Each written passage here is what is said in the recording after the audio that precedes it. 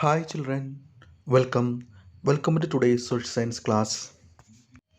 Children, in this video, I'm going to explain about the expansion of the Delhi Sultanate and the administration of Delhi Sultanate. In the early 13th century, the control of the Delhi Sultans rarely went beyond heavily fortified towns occupied by garrisons.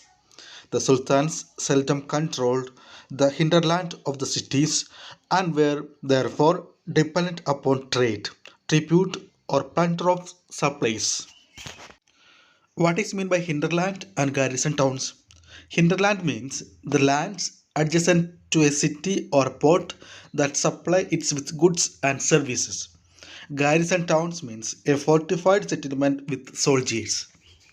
Controlling garrison towns in distant Bengal and Sindh from Delhi was extremely difficult.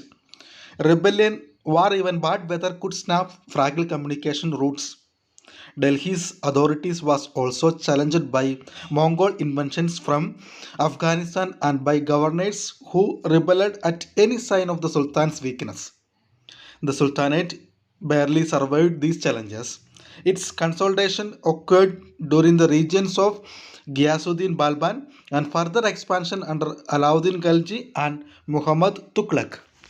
The first set of campaigns along the internal frontier of the Sultanate aimed at consolidating the hinterland of the garrison towns.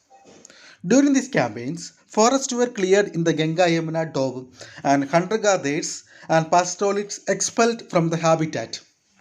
These lands were given to the peasants and agriculture was encouraged. New fortresses, garrison towns, and towns were established to protect trade routes and to promote regional trade. The second expansion occurred along the external frontier of the Sultanate. Military expeditions into southern India started during the reign of Alauddin Khalji and culminated with Muhammad bin Tughlaq. In their campaigns, Sultanate armies captured elephants, horses, and slaves and carried away precious metals. The Masjid. A mosque is called a masjid in Arabic, literally a place where a Muslim prostrates in reverence to Allah.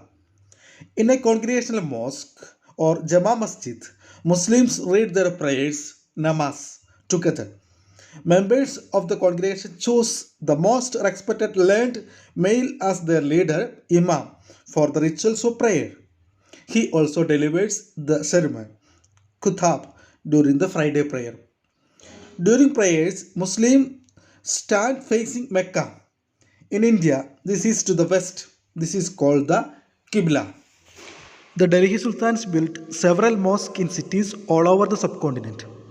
These demonstrated their claim to be protectors of Islam and Muslims.